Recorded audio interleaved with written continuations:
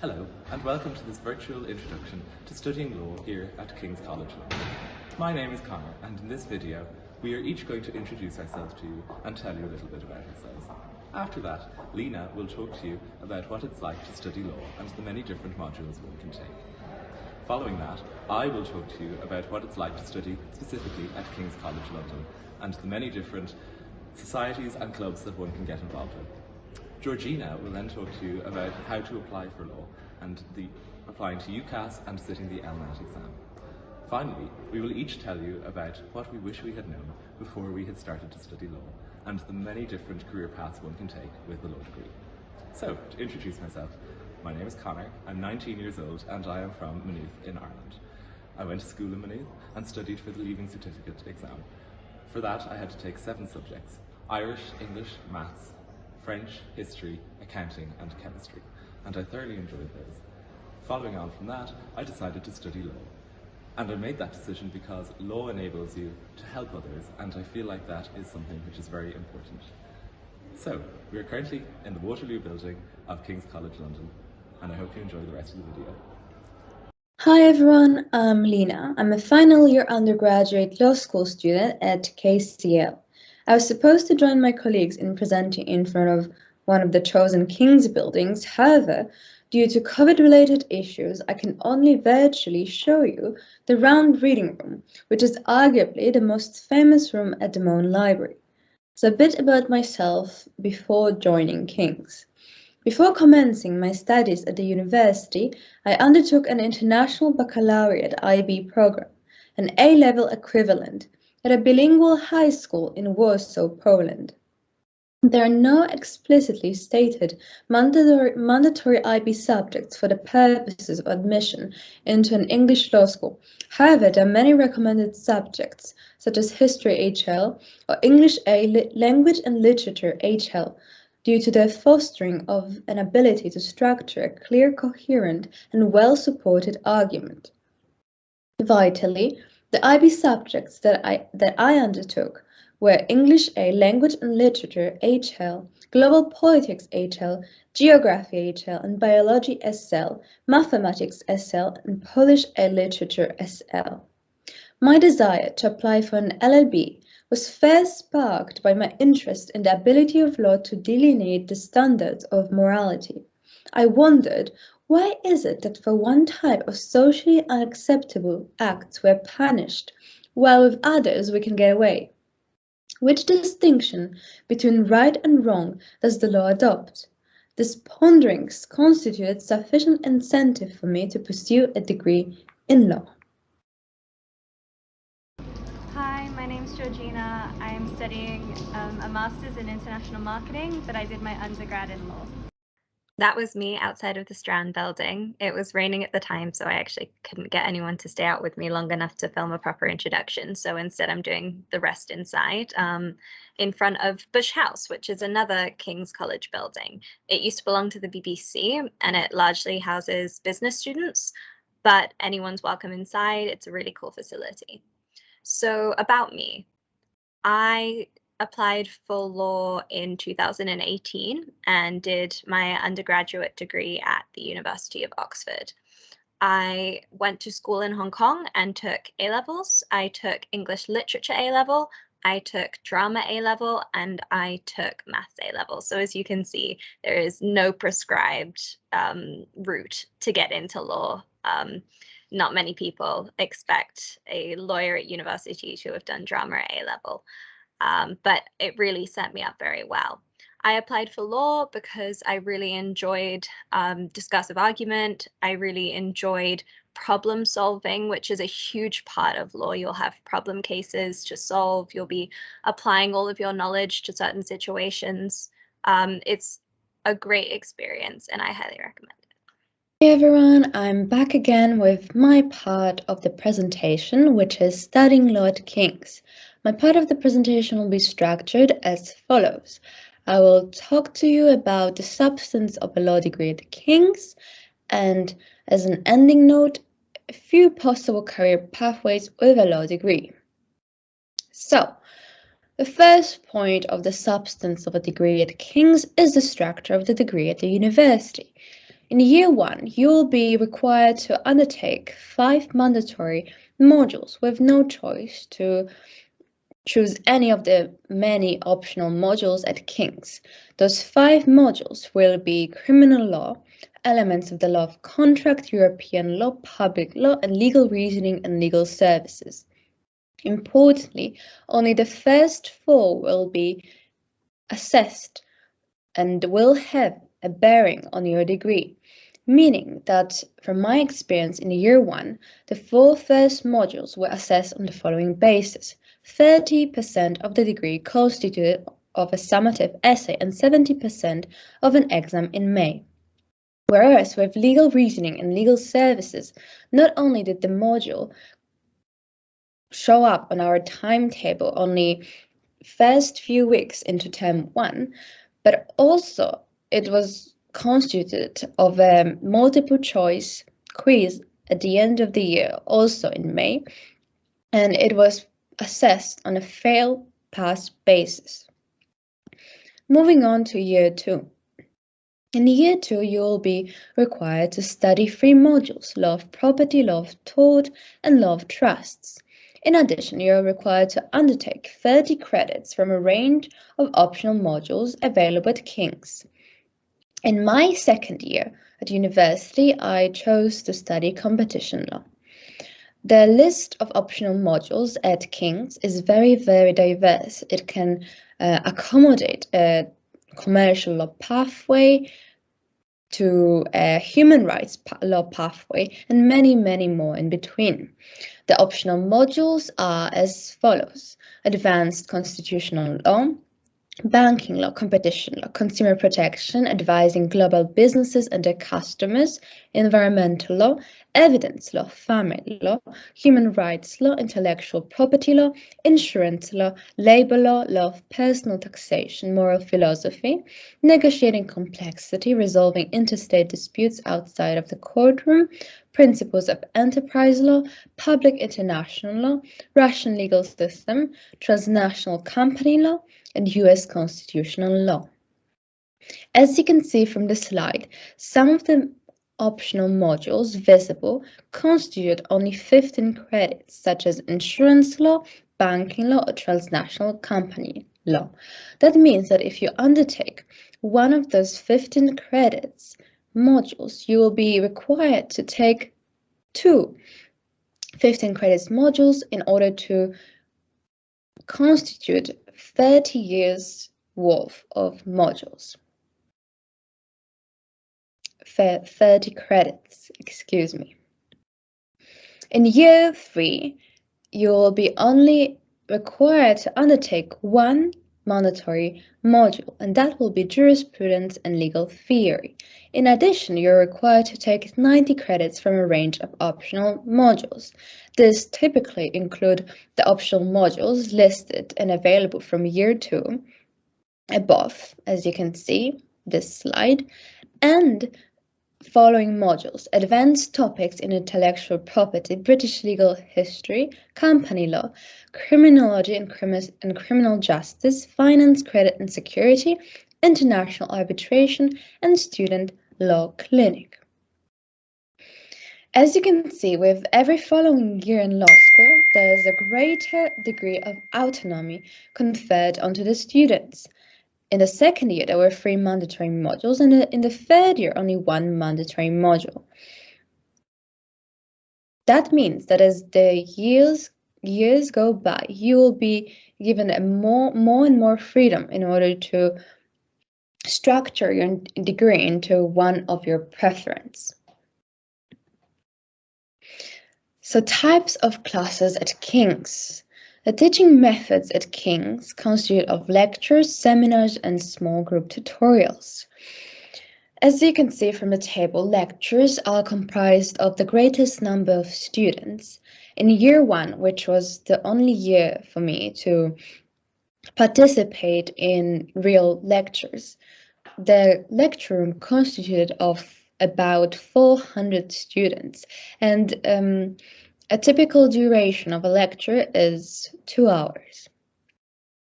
Then we have seminars, which is the smallest which comprises of the smallest number of students. And for seminars, there is usually the most extensive reading list set in advance, and most extensive preparation is required of the students. During the seminars, you will be expected to be active and participate in the student-led discussion. And the duration of a seminar is equal to that of a lecture. It will be lasting 2 hours on average. Lastly, we have small group tutorials, which also require active student participation. They also require extensive preparation, however, the reading will be less extensive than the one for seminars, and the duration of a tutorial lasts 1 hour. As you can see, in year 1, your modules will constitute of lectures, tutorials, and rotating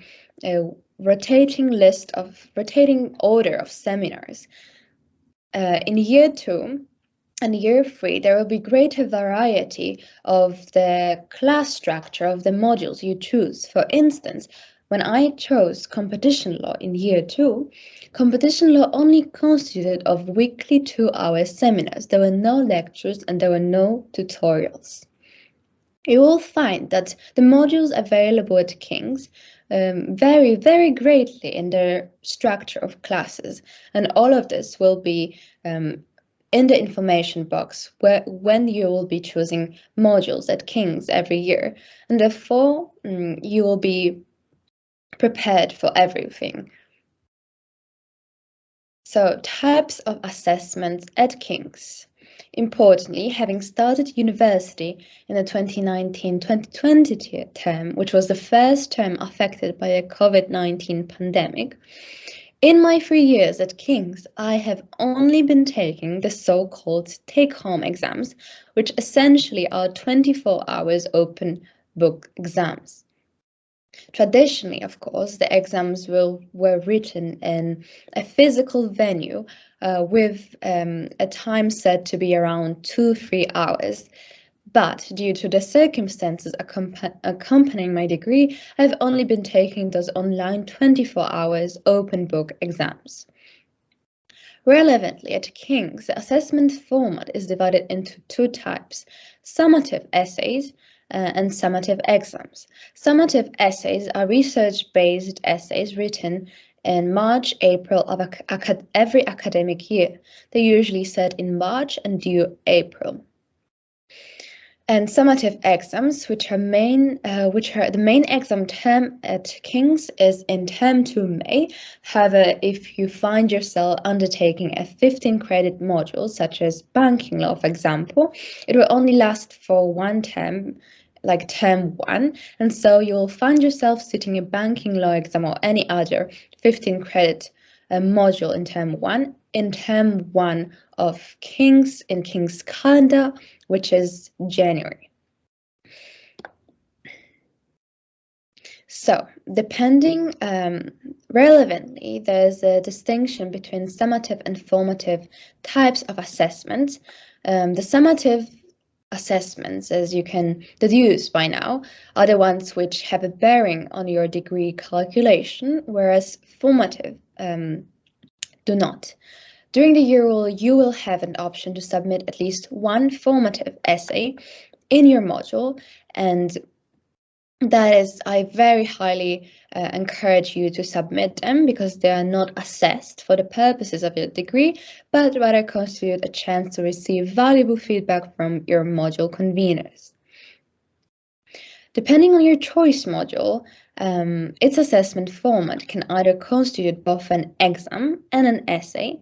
So, for instance, solely an exam, which was, for example, competition law. I had an exam with 100% of weight in year 2, or it can be solely an essay. So 100% of your module grade will constitute of an essay, and that, for example, is transnational company law, which I'm studying this year, and it is a 3,500 word essay. But overall, Generally, assessment of required modules will typically consist of an examination supplemented by an essay. In year one, you'll find that all of your, at least from my experience, all of your modules in year one will consist of a 70% exam and 30% essay. Lastly, we have career pathways after a law degree. So obviously, you can venture into a legal industry with a traditional distinction between a solicitor, in-house lawyer, or a lawyer at a law firm, and barrister. Please note that due to the reform, many of the firms, law firms, are now moving and shifting towards the SQE path rather than the LPC path, despite the official phasing out of the LPC path in distant future, in around 10 years. Then aside from the career in a legal industry, law graduates can also embark into consulting, insurance, banking, finance, other city careers, and many more. Hello everyone, it's Connor again, and this time I'm back to talk to you about what studying at King's College London is like. And allow me to let you in on a little secret, it's great.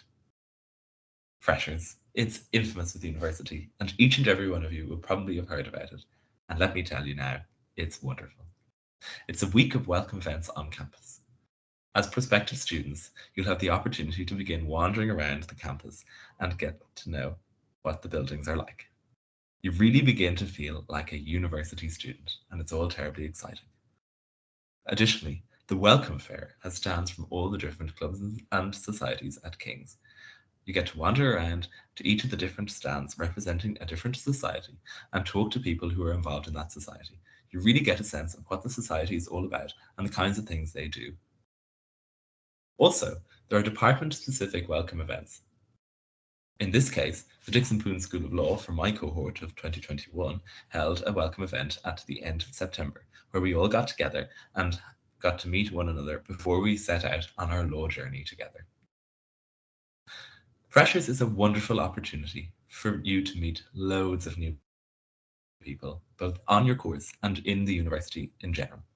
It's a fantastic introduction into the social and nightlife of London. You really will get introduced to the party scene, as you can see in the picture on the top right-hand corner, which is synonymous with freshers' events. Making friends.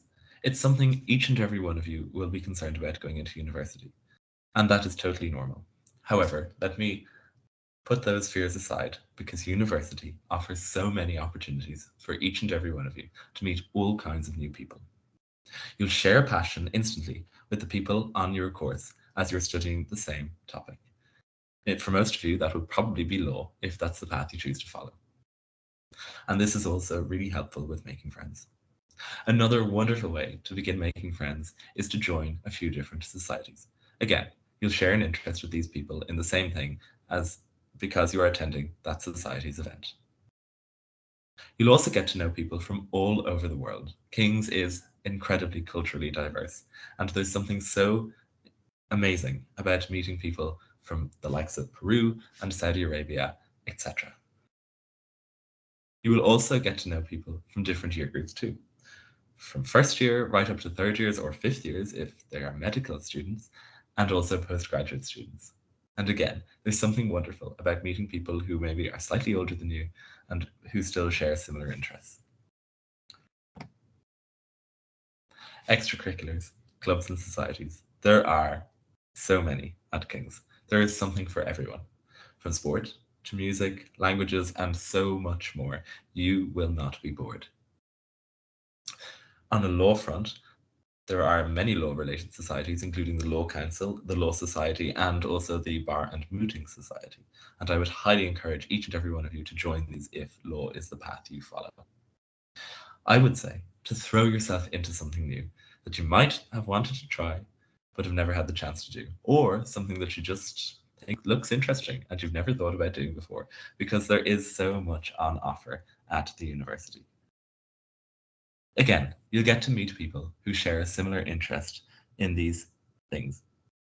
And there are over 300 societies for you to join at King's. You could never join them all, but join a few. It's well worth a shot. Universities involves striking a work-life balance. It's imperative that you find time for your interests. Joining clubs and societies allows you to do just this, and King's offers a wonderful opportunity for you to join all sorts of clubs and societies, as I've just outlined. You need to be able to manage your time efficiently when you move into university. And university is great fun. You need to allow yourself the time to enjoy that. Again, we work to live, we don't live to work. That's a motto that we should all live by. On a mental health front, King's offers a wonderful mental health service. The Counselling and Mental Health Support Service offers free and confidential in-person and online support. You are never alone and can always speak to someone if you're experiencing any issues, and King's values this very much. There is an offer of assistance for a range of concerns, including well-being, anxiety, stress, and so much more. Every issue and concern that you may experience will be dealt with at King's.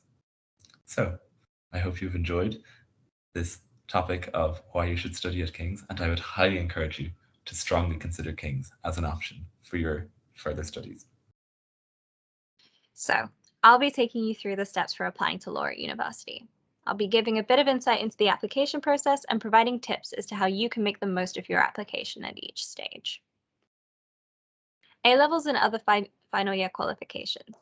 Whether you've chosen your final year subjects or not, be assured that there are no required subjects for studying law. I personally studied maths, English, and drama. I'd say that studying an essay subject set me up well for my degree, but it's definitely not essential. So choose subjects that you're interested in, and don't worry if you haven't chosen an essay subject, because most universities don't have a requirement for studying law. Step 2, you'll have to write a personal statement. This is a short statement of interest in law, convincing the university why they should accept you.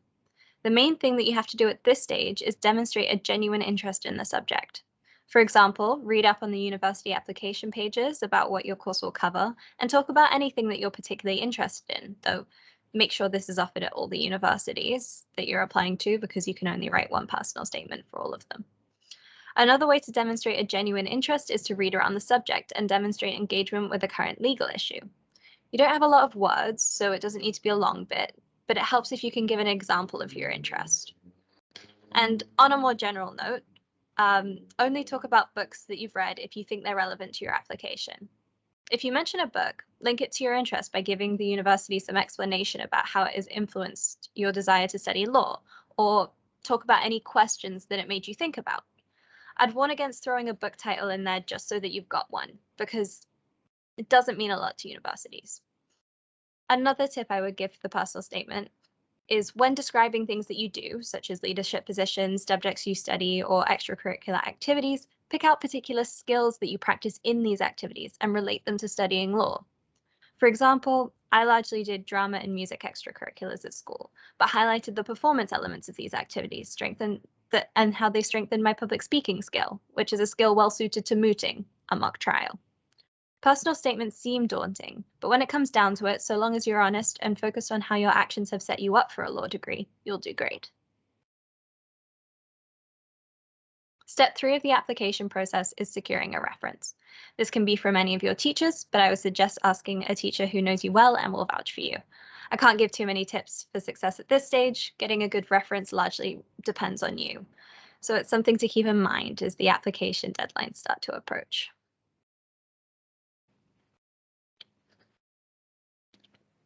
Step 4 is the LNAT. The LNAT is unique to law applications, and it is designed to test your aptitude in studying law. It does not require any existing legal knowledge and is more focused on assessing your skill set. The format of the LNAT is that it begins with multiple choice questions. You are given 12 essays to read, each with 3 or 4 multiple choice questions on the essay contents. These will be in part comprehension, but may ask you to deduce information that is not explicitly stated or think beyond the issues presented in the papers. These papers are pulled from various sources. Some are more like newspaper articles, whereas others are more philosophical. The second section of the LNAT is an essay section. You have 40 minutes and may choose one of 3 essay questions to answer. These questions can be on any topic, but are designed to be answered discursively, acknowledging both sides of an argument, but arguing for one of them. For example, in my LNAT, I answered the question, should Britain reinstate the death penalty, or something to that effect. These essays do not expect any specific knowledge from you and exist more to test your understanding of how to build an argument and your ability to write persuasively. You're allowed to make assumptions and base your argument on assumptions so long as you state what these assumptions are and you don't present them as fact. My tips for preparing the LNAT are: 1. Use the sample test online. There are only a few available, but they will give you a good idea as to what to expect and how to pace yourself through the test. Number 2. Read a variety of publications. To prepare for the multiple choice section of the LNAT, get used to reading articles from different sources that use different language. Some articles on the LNAT are more technical, so reading more academic papers can get you used to reading and comprehending that sort of language. I personally made an effort to read free Economist articles and BBC News reports, as well as the occasional academic paper for my English A-level.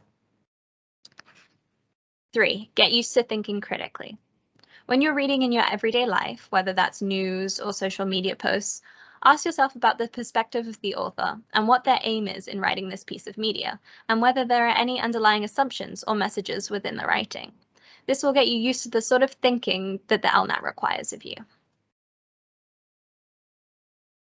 And that concludes my section. Thank you for listening to our presentation. We hope that we've given you a thorough understanding of studying law at King's and the law application process.